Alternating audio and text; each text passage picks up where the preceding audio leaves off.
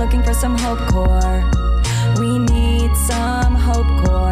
Hello, everybody, and welcome to Hopecore. It is the show where we take your dilemmas, your heartbreaks, your messy friendships, your family drama, and all of the questions about how to live honestly and imperfectly, and we try to make sense of them. Today, we're going to talk about something that's been on my mind for a long time, and it's about why I believe, and I know you agree with me on this. I hope so. I'm and ready. If we don't, we can argue about it. I believe that 2013 was the best year in human history. Okay. And I wrote an article about it on my Substack, and it was approved by our amazing guest, Priya Parker. If you don't know Priya Parker, she's the author of one of the best books you will ever read, if not the best book that you'll ever read. It's called The Art of Gathering. It's a book that truly blew my mind and that comes up in conversation constantly. My sister, Emily Plank, friend of the pod, and I talk about Priya all the time. We're obsessed with you. Wow. It's a book basically about how to design everything from dinner parties to political summits. Really, Priya thinks about how humans meet and how we connect and how in this day and age of undeniable isolation, what does it mean for us to come together and how to have better parties? All of the above. Because it all comes down to that, It right? all comes down to that. And at some level, we gather and we've been gathering since time immemorial because we want to. Yes. And what is the epitome of something that you should want to do? Which is go to a party, a fun party. A fun party. But that's gathering is energy. Gathering is exchanging all sorts of things with people that you would never otherwise come into contact with. It's like the ability to be altered, the ability to try something new, the ability to expand your world. And there's so many gatherings that suck. And parties, at least good parties, are just one version of just remembering why when it's really good, we gather.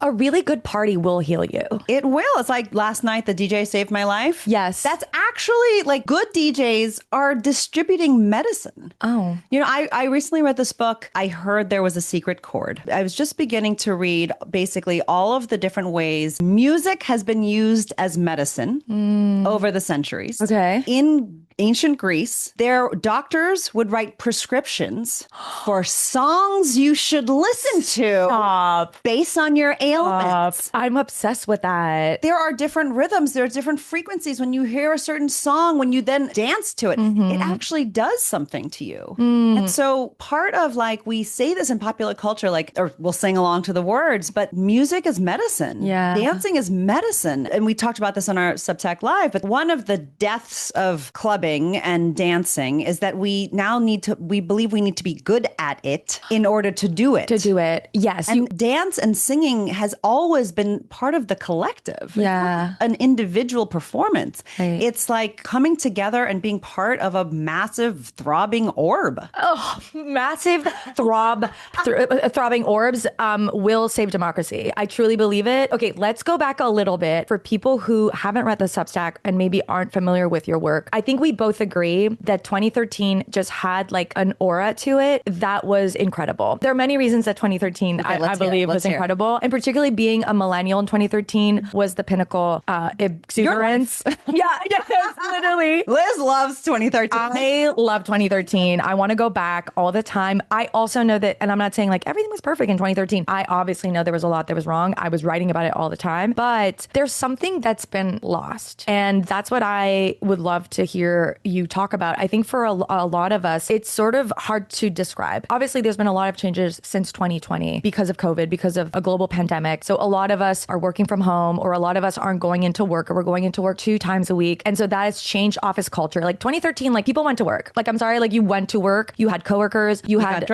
got dressed. We were wearing business casual. We were wearing ballet flats. We were wearing black underliner under the eye, not just over the eye. We would go to work. We would have work crushes. We would have work friends, work wives, work husbands. And then we would go to happy hour with our coworkers or with other people that had jobs and, worked nearby. And we would go to their happy hour. We would go to their Christmas party, right? Oh my God, you're bringing back a lot of memories. Remember Christmas parties? Yes. You'd bump into people that you knew or you half knew. Yes. One of my favorite tweets during the pandemic, it was sort of heart-wrenching. It was from a journalist in The Atlantic, but it was a tweet, a personal tweet. I'm forgetting her name. And she said, and it was like hardcore lockdown. And she said, I don't just miss my friends. I don't just miss my friends' friends. I miss my friends' friends' friends. You know, the people you run into like once or twice a year at a common friend's birthday party that you would never make the effort to see otherwise, but you're genuinely happy to see in the moment. Yes. Like 2013 was all about that. You're so right. Like running into each other because there's enough shared but overlapping spaces, but there's also a sense of adventure. But some of what you're talking about is also clustering. Like most of these things is like living in cities where there are multiple happy hours that you can bounce back and forth. So much of that has just kind of been wiped off the face of the earth in that form. Yeah. This is why I can love you. You talk about partying as a science. You talk about,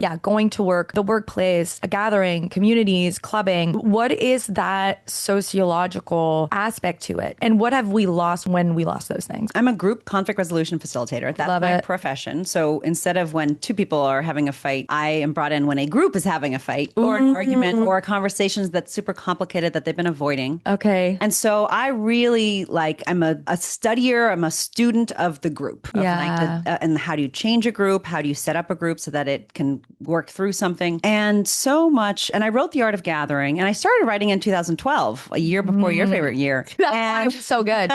That's why 2013 hit different. Because Priya Parker was writing about and so much of what I was writing about was why, like, what is that feeling when you enter into a party or a choir rehearsal or a really good meeting to nerd out a little bit, you know? And everyone's like, oh my gosh, we get to do this together, you know? You're right. And I wanted to deconstruct why some of them really work, why some don't. Yeah. And to demystify it so that anybody who's wanting to host any of these things can do it better. Okay. Basically, what happens when we come together? What happens when we gather, particularly in the places you're talking about, whether it's third spaces or clubs or a public park or a concert that's free and you're moving and you're dancing with strangers, is like at the deepest level underneath, somatically, it's a belief and experience that strangers aren't scary. And it's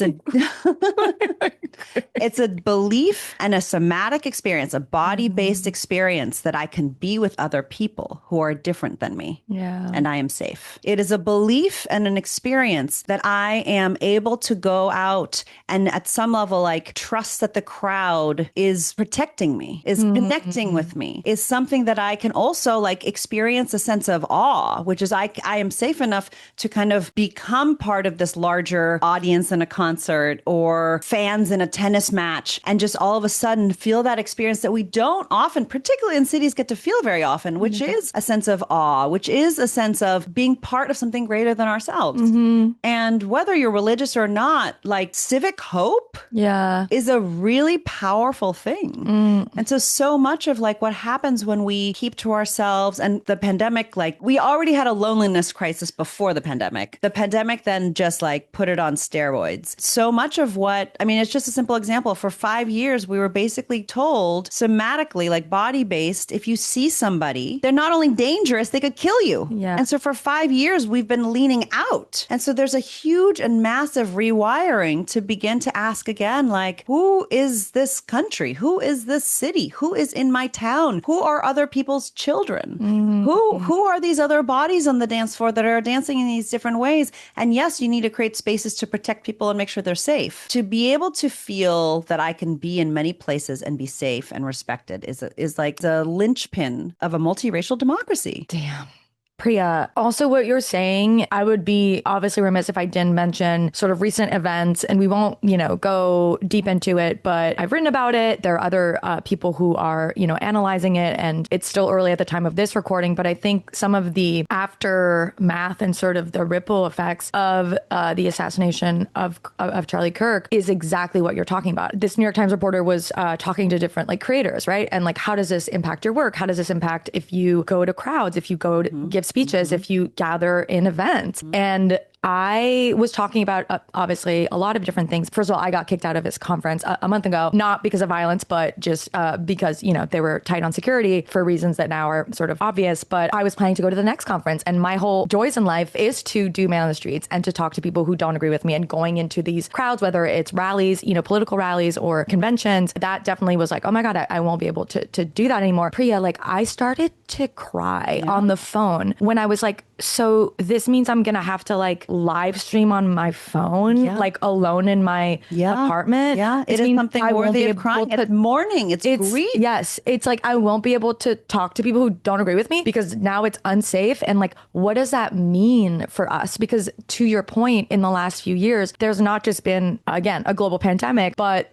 in parallel with that, a rise in political violence, and not just events like we've seen, but just regular day violence, right? People being racist and bigoted in public, people getting kicked off planes for wearing a t-shirt of a certain political affiliation. So I don't want this to be depressing. This show is called Hopecore. In order to begin to fix or try or experiment, one first needs to diagnose. Right. And so what you're doing here is diagnosing, just to kind of like put our finger on it. It is a bad stage in democracy when there are more and more threats for us to publicly assemble. Yeah. So much of our belief of building, whether it's bridges to other people, whether it's simply protecting like who we think of as our kin, who we think of as who is worthy of being protected, it's not intellectual in the ways people think of it. It's relational. Yeah. Which means like, oh no, don't worry about them. They're not so bad. They're my neighbor. We always share the same hose outlet. Yeah. Or, no. We bowl together. Or like, they're not that bad. We're part actually the same garden. Yeah. We're the garden club. I borrowed his. I'm really going along in the gardening. No, I love it. Shovel the other day. Like, no, it's fine. And so much like my background is in race and identity and immigration and dialogue. And one of the most groundbreaking studies after the Gujarat riots in Western India was a social scientist called Ashutosh Varshney. He's a professor at the University of Michigan. And he studied when Hindu mobs went through to try to like attack Muslims. The communities where no one was harmed were places where Muslims and Hindus owned businesses together. Wow. And the most important social and physical protection from violence was cross-religious inter-community relationships, friendships, trust, co-ownership, a stake in a collective together. Yeah. And so much of like, I think people often when we talk about like parties, there's like a little bit of like a flippancy, like, oh, they're talking about parties again. It's like, no. Like the collective invitation to like larger barbecues or getting off of the identity that you think you're supposed to perform and having a shared activity together is deeply important to multiracial, multi-everything communities. Yeah. I'm going to say something that might be controversial. When I went to the Turning Point USA conference a couple weeks ago, one of the things that struck me the most was how many friends I made. And again, so slow it down. Like tell us like, what does that moment look like? It looks like I'm going to have a conversation with this person that's wearing 20 buttons of a different political, group. I looked at them differently before I talked to them. And then once I talked to them and started talking to them, even though they were saying things that I disagreed with, like virulently. And by the way, nothing was like overtly racist or sexist. Like that would be a different story. But I could see where they were coming from, and that doesn't mean I think it's right that we would be co-authoring a paper together about like what we think is good policy. But I thought that they were kind. The people that I talked to were kind. The people that I talked to, I was like, what are you doing later? We ended up going line dancing with like, one of them, and we had fun. And I think that's when I realized like, you see people, I don't know, it's like so basic, but and part like that's why I'm like, tell me literally what happened. Yeah. The fact that you ended doing line dancing, I'm serious. Line dancing is a form of dance that's called social dance. And every community, every culture has a history of social dance. Like the Macarena is a social dance. Everybody, you may cringe, but like no, the Macarena is the best. But everyone knows the word. Right. Everyone knows the moves, like the electric slide, the Cupid shuffle, all of these forms of dance. It's actually a specific thing, which is social dance, line dance in this case. Was it like the Virginia Reel, or do you know what it was? It was like the most, Western, like, Thick, yes. like 4 steps to the right, 4 steps to the left. It was hard, actually. I'm gonna. But did someone teach you the moves? Well, there were, yes, and it was old women, older guys, like young. It was actually such a beautiful and was very diverse. Like it was one of the most beautiful, actually, like gatherings. And part of what, I have the Substack that I've just launched called Group Life, which you know. You should subscribe to, everybody. And so much of what group life is about is helping us all basically try to make group help as powerful and popular and exciting a category and aspirational as self-help. Yeah.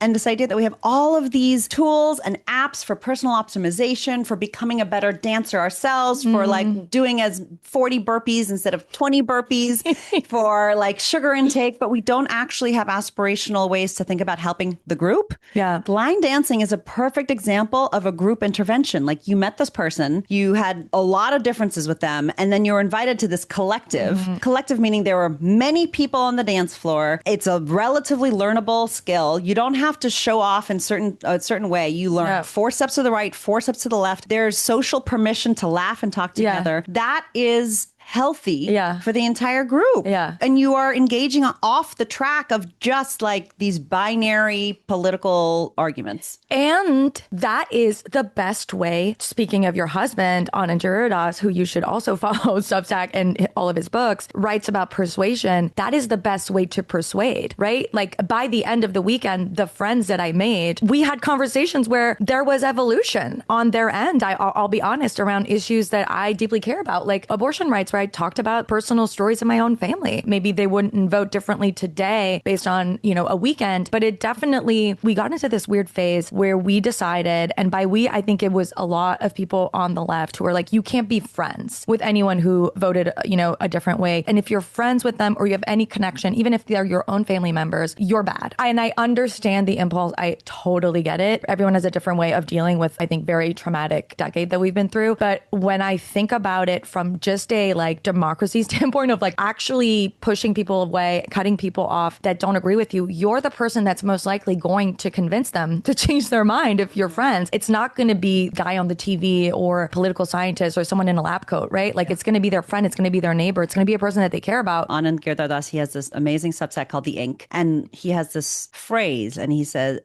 civic contempt.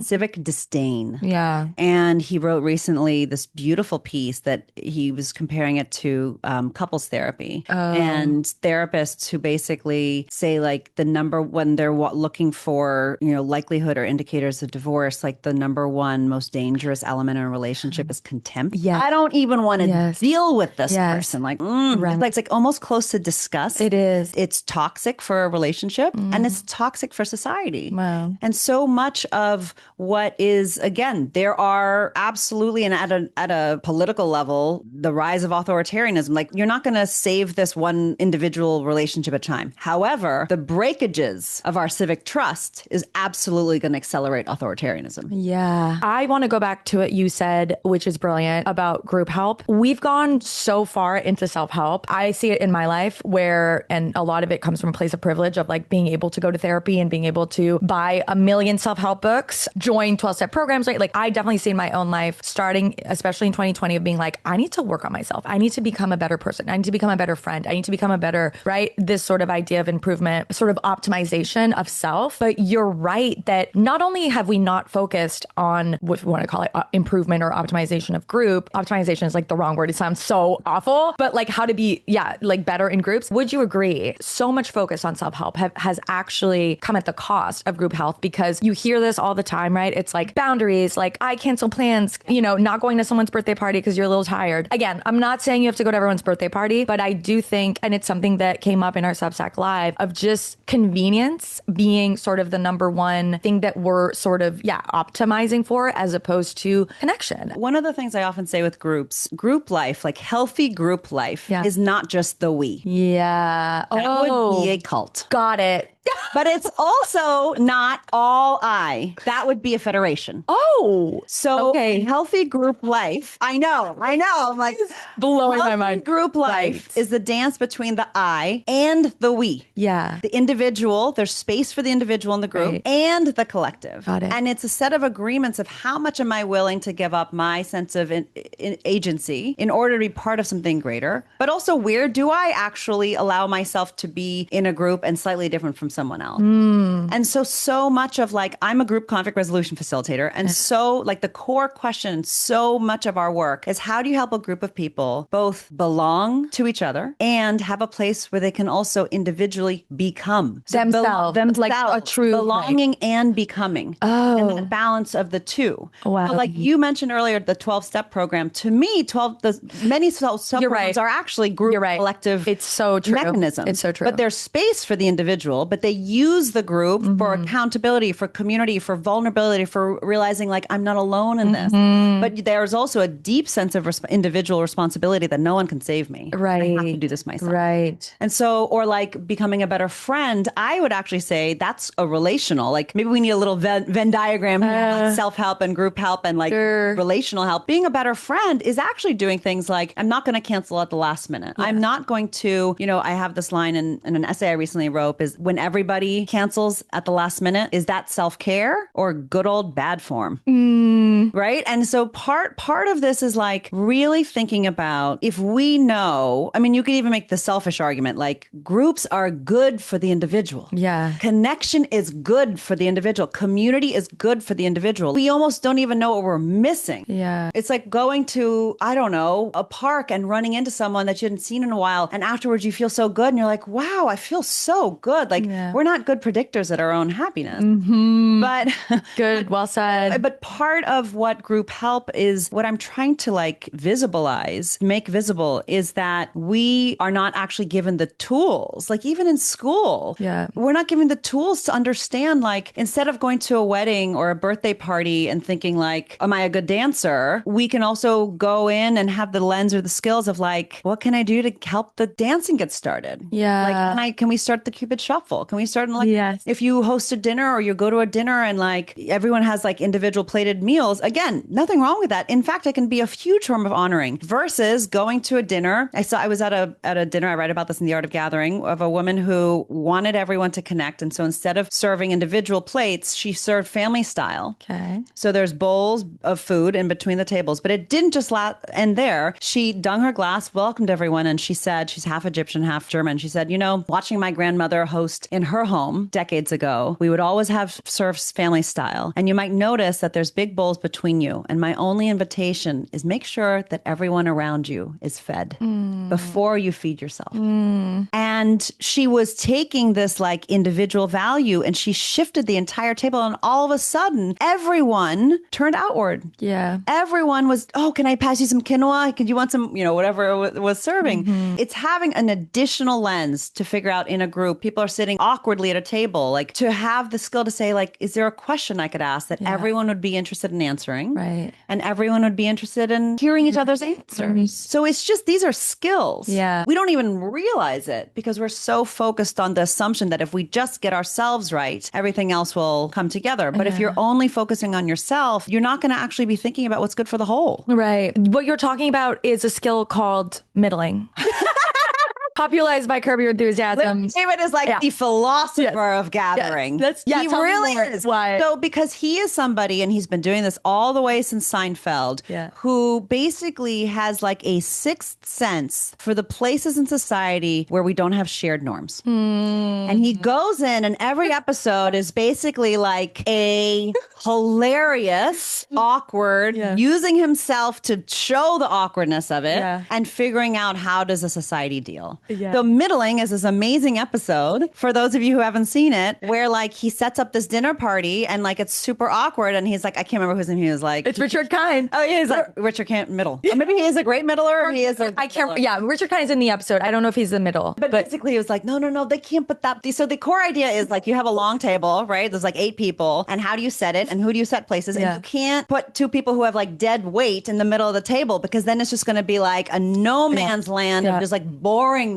Yes. And so you need to be able to put somebody who can middle. Yes. They throw a joke out here. They throw a joke out there. They say something and it takes life. Yes. And if you just would be like, how was your summer? Yeah. There's like, she can't middle. You can't middle. And one of the core like facets of middling is you just said basically is you're able to ask a question or create a conversation that applies to everybody. I think one of the things that happens in the episode is they're talking about something that only they know about. Yes. And so then everyone's kind of following. God, like that's the episode. Yes. Right. You're not being kind of inclusive. Yes. You're sidebar. Like Yes. sidebarring to be like, hey, tell me about that thing that we're going to, and Right. everyone else has no idea what you're talking about. Totally. Okay, so coming back to 2013, we can't bring back clubbing in the way that it existed before, or maybe we can, but we're not there yet. A lot of clubs closed. There are also new experiments around clubbing. So Daybreaker was actually, I think, That's started true. close to 2013, but it was, morning raves, 6 to 9 a.m., sober, and now is all over the world. But there's also really interesting DJs who are, a lot of them are women, creating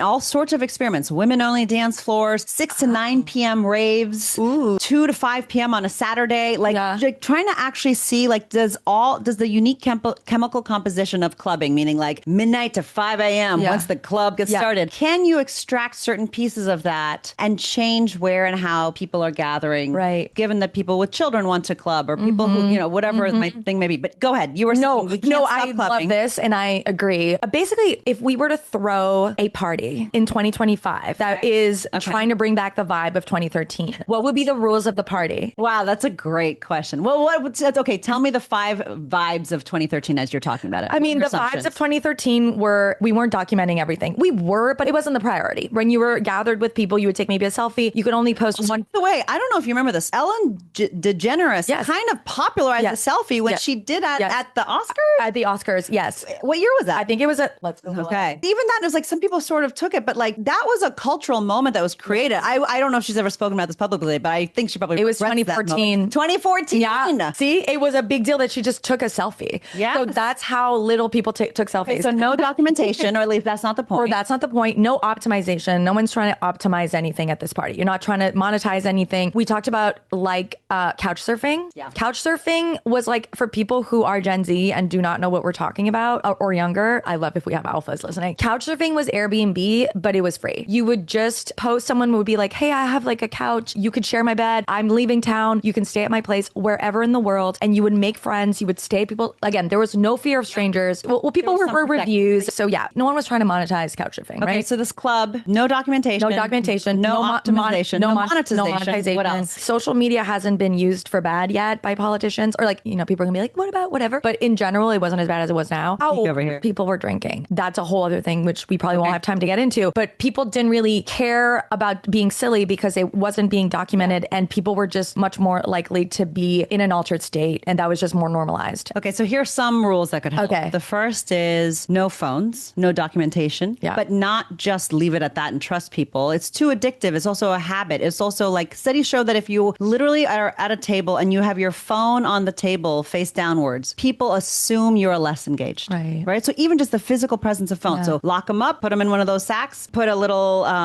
what's it called? Like a little sticker over the flash photographer. Like literally like physically do something to the phones, number one. The second is, this may be obvious, but like have an amazing DJ. Yeah. Or have an amazing playlist. Like the music also really matters and takes you on a journey. And so depending on the crew, like I would also fine tune it to like what is going to get that room to dance. And because different rooms will have different people to dance. But no phones, center the music. If you really want people to dance, like you could even say like no talking. A friend of mine threw a birthday party like 4 months ago, and it was a dance party, and it was like, you are not allowed to talk to anyone else. It was an amazing dance party. And if she saw some of her friends like going over, again, the invitation matters. She like laid out expectations ahead of time. Like, this is a dance party. I expect you to come and dance. The whole point, this world is on fire. Like, this is a dance party. You know, I love talking. She would go over and be like, Enforcement. She'd enforce it. You like get back on the dance floor. And then I would also say really making sure that people feel safe. What are the rules around physical safety? And are people like a lot of dance clubs, a lot of also parties and that are like, physical in all sorts of ways. They have social contracts. Sometimes they even have people sign stuff. Wow. But for a really fun party, 1, great music. 2, no phones.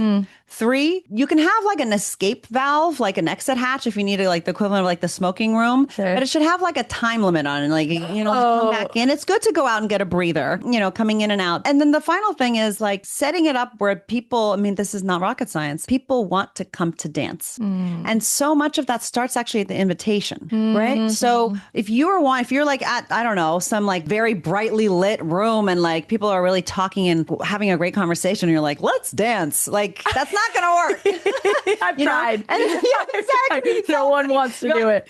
Yeah.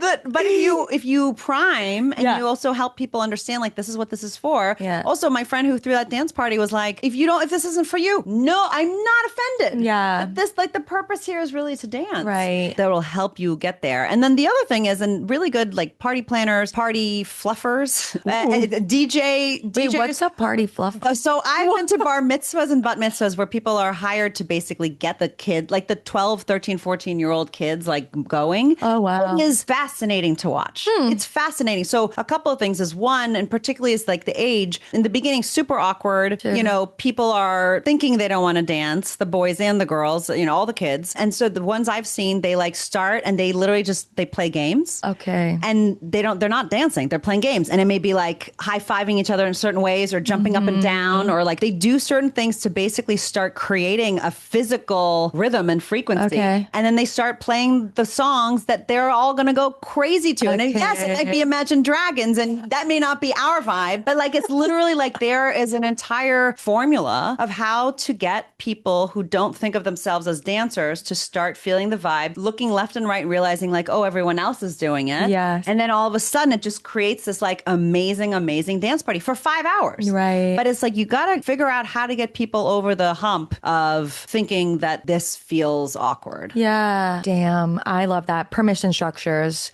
for clubbing, basically, even if you're not. Yes, but like obviously don't call it that. But basically, Yes. like finding ways. I mean, also clothing matters. Like when you're dressing up, and we were talking about this earlier for work, like wearing a Zoom top and like sitting in your pajamas underneath is different than figuring out what are you going to wear, what are you going to go out in the street, how are people reacting to you. So similarly, like a gathering is a temporary alternative world.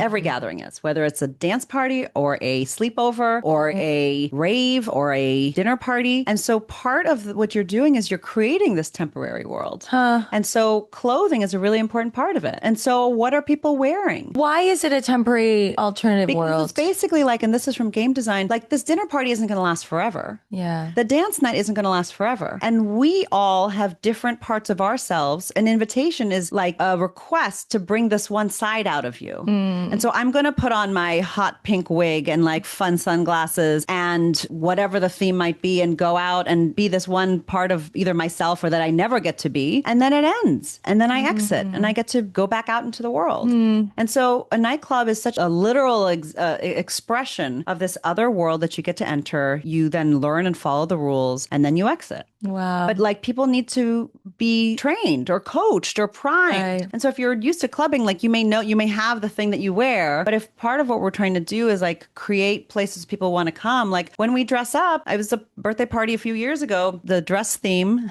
this is within my own family, was the single best piece in your closet.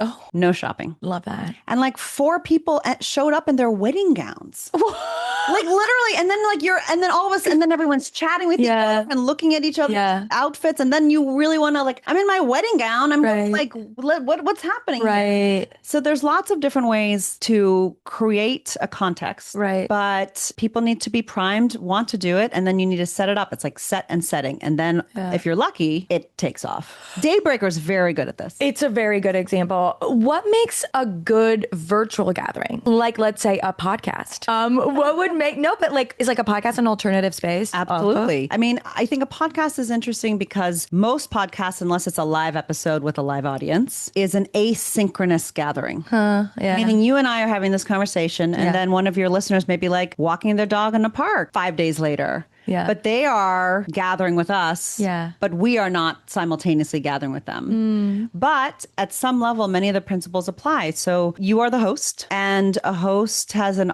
obligation to use their power to remind everyone of what their purpose is, right? You're not talking about anything under the sun. You have a deep sense of who your audience is and what it is you most want to talk about. And given all of your talents and all of your interests, what's the highest and best use of your time? They are trusting you to choose the guests that they then would want to discover or want to be a part of. And so at some deep level, you're using your authority, which all hosts need to do well, to create a temporary alternative world that when I enter Hopecore, I'm entering into a river. Yeah. And I trust that river and I'm being held by it. And then there's certain podcasts that connect the community to each other, but that's another layer. Wow. Fascinating. Okay. Last question, even though I want to ask you 100 more questions. If you were hired to work on a group, and that group is America, what would be your prescription? Wow, that's a beautiful question. To have more joy. If I was given the group of America, my prescription, my ancient Greek prescription would be to do things that water the garden, that do things that get their entire country unclenched, that do things that allow people to feel physically safe with one another. A woman who had read The Art of Gathering wrote me, and then she said, every example I share, I have permission to share. She said, I was part of a small church in the South, and during the pandemic and during Black Lives Matter, like so many churches, we had a real reckoning internally. We hadn't seen each other for a long time because we couldn't literally worship in the same church. Black Lives Matter, BLM opened up a huge fissure we didn't realize was there within our church, within a largely white congregation. The split was within, right? What does this say of us? Down to the liturgical level, like what do we believe? What does it mean to be Christian in this moment? Like it was a real deep internal grappling. She sent me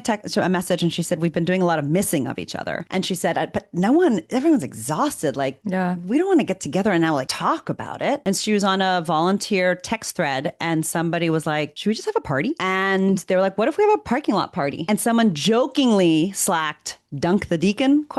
Smiley face. And then someone else was quickly like Googled like how much is a dunk tank? It was $250. She'd read The Art of Gathering and she was like, I'm going to defend renting the dunk tank because our purpose is shared spectacle and joy. They rented the dunk tank. They had the party. It was the first time the entire like congregants of that church came out together. It was sort of like that ad. Do you remember it was like a gum or something at the end of the pandemic when people were coming out of the park and like blinking into the sunlight. I don't know if you ever saw that ad, but they like came out, people were like unpracticed and just literally like being next to each other. And they sang, like there was a band, the church band sang cover songs. There was a dunk tank, there was cotton candy, there were games, and it just like chilled them all out. It reminded them that they liked each other. It reminded them that they'd known each other for years. It closed the gap between the story they were telling of each other and just like, oh, like you have chin hair just like me. Let me get that.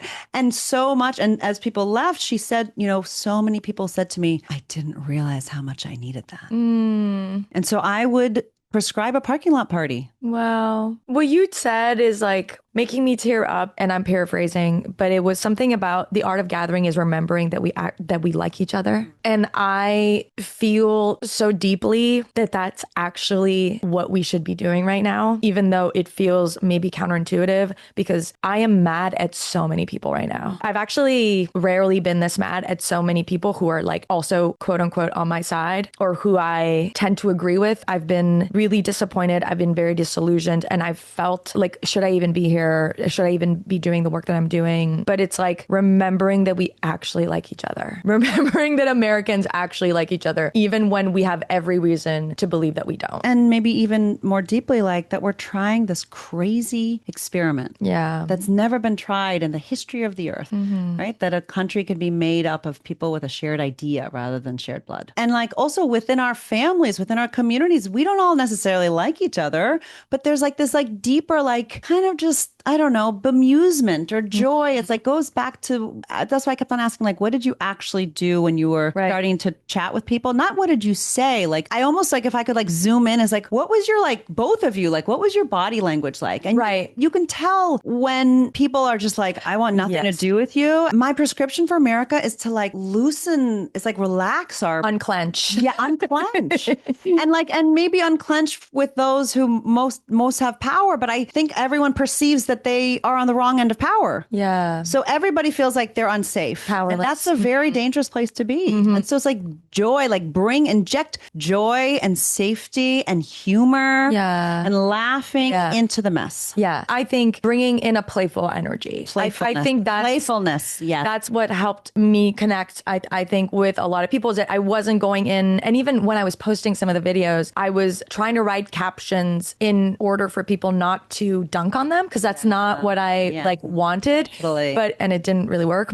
And I guess another thing that I am thinking about as you're speaking, as a person who is a foreigner, immigrated to the United States, I loved this country so much. One of the earliest memories I have of loving America was loving the way that Americans gather, was loving the way that Americans are joyful, are really value entertainment and really value having fun. It's true. I think that it has been unfortunately weaponized by certain certain people to using entertainment for bad. How do we lean into that joy and that I think proclivity that Americans have to want to have a good time? 100%. I read a few years ago Jill Lepore's American History. I'm forgetting what it's called because she has a new book out. But but it's this beautiful, one of the first women historians to write like the 500-year history of the U.S. We the People's her new one. These Truths. Thank you. So nice to have a laptop here.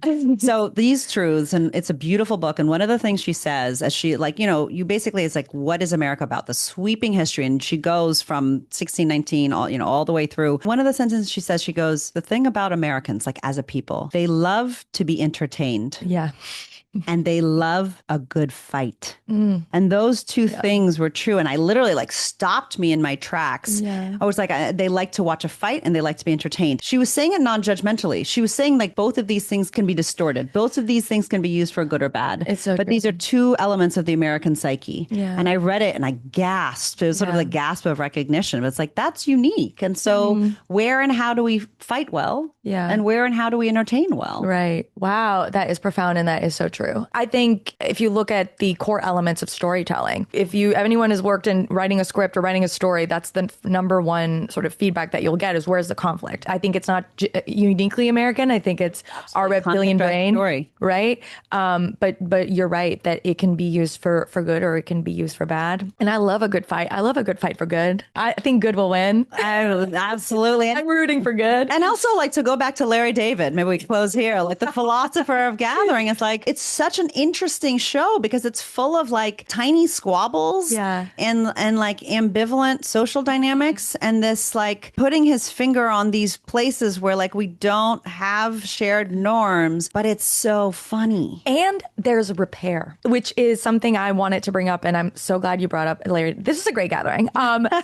It's that there's repair. And I feel like that's actually also one of the things that we have. And I don't know where it comes from. Maybe it's just avoidance in general being on the rise. I've written about this, but there's more people who are avoidantly attached than there were 10 years ago. And so people are, I mean, this is a whole other topic we have to do a part two of just like people being on their phones instead of going out, right? Like, and I've been in that boat. Oh my God. Like where I'm like, if I want to go to this birthday party on Thursday, but then Thursday comes around and I'm in bed and I'm like, I'd rather not be seen. My sister, Emily, who's also works in conflict resolution and helps kids with emotional, understand their feelings and handle conflict. She talks about friction. Inevitably, there's going to be friction in social settings. And that's sort of the cost of joy, right? That's the cost of gathering. Or it's a lubricant. Yeah. Both. Right. It's a lubricant to connection. It's a lubricant to learning like, okay, that joke didn't work. Yeah. Maybe I'll try this joke. Yes. That question didn't work. Yes. Maybe I'll try this question. Yes. We don't just like stay in our heads and think about this stuff. Right. We go out and we like practice in the sandbox. Yes. I had an Uber driver say this to me it was literally a 5-minute Uber. I was in LA. I don't know how to drive, so I had to do groceries. And so I didn't expect to have like a spiritual awakening in this Uber. But he was like, I just feel like I'm always thinking. I'm not doing as much. Like 5 years, like before COVID, I was just doing stuff. And now I'm just thinking. We're all just thinking. And it's that thing, right? Of we're gathering in our heads alone instead of gathering with other people outside or even inside. And to take like the first step. Yeah. The first simple step, and it's not rocket science, to do something, to host a gathering that you want to attend. That like feels really fun. Like simple example. Somebody recently on Instagram, I posted it, had a tomato tart party.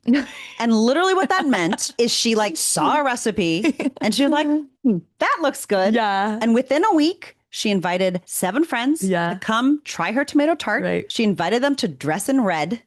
Literally, she hand painted invitations and also because she wanted to, she like got really excited about it. Yeah. She like the whole point is like to have this tart. Yeah. They come and then at the dinner she goes, "What this week made you feel like a tomato?"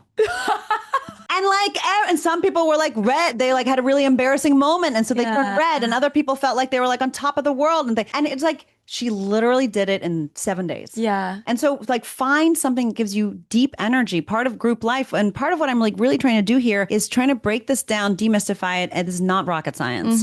Once you have something that you're like, I want to do that. Yeah. Just go do that. Yeah. It can be take the porcelain that your grandmother gave you that you have no idea what to do with and like throw a tea party in the park. Cute. Bring a thermos. That's it. That's it. And I love what you said earlier, which is like do it imperfectly. And this is why I'm doing this podcast so imperfectly. I mean, Priya came in and I was was like, can I use your phone as one of our cameras? Because I'm stuck in slow-mo in one of these cameras and I don't know how it works. It's imperfect. This podcast is imperfect. And as we all are, of doing things imperfectly. And I encourage everyone to do it. I love this gathering. Thank you for being part of Hopecore and the Boy Problems feed. Everyone should go subscribe to Priya's Substack. It's incredible. Her Instagram feed is delightful. Everything, her book, The Art of Gathering, is just a remarkable examination of where we're at and where we need to go. Please come back on Hopecore. We would love to have you back. I always read one comment from our Spotify. Can I use your phone to Yes. Are you using my phone to record? Yes. What do I need to do? Pull Just go on Spotify and then we're going to look at Boy Problems. Hear all the comments. Okay. So I love our amazing Boy Problems Hopecore community. They leave the best comments on Spotify. It's the best part of my day. That's why I don't feel like it's asynchronous. Yeah, well, totally. I was just going to say, you are now connected to the community to each other. Then I get to hear your feed, and then I'm walking my dog. I don't have a dog,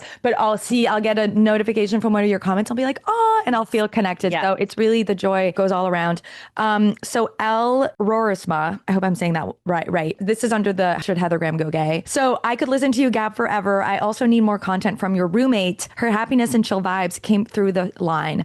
I want to absorb some of that from her. You know what, Elle? We're going to do a roommate episode just because you asked for it. Thank you so much for leaving comments. Continue to leave comments. Continue to send the show to your friends. It's how we grow a bigger and more beautiful gathering. Leave a review and watch us on Spotify or YouTube so that you see Priya's beautiful eyes and her amazing dress. Or is it a romper? The romper. When you're like, we're going to cuddle in bed, I was like, I need a romper. Yes. And we're so, we're always saying, thank you so much, Priya. You are such a precious, incredible, extraordinary soul in the world. And I'm so glad the world has you. And I hope whoever's in charge of America puts you in charge of our parking lot party, because we need a lot. We're going to need a lot. Absolutely. Absolutely. Thank you for having me. Thank you, Priya. I love you. Thank you. I'm on a plane, I'm at the bar, in your DMs, in your car, looking for some Hopecore. We need some Hopecore. I want some love, I want your heart, I got your number, that's a start.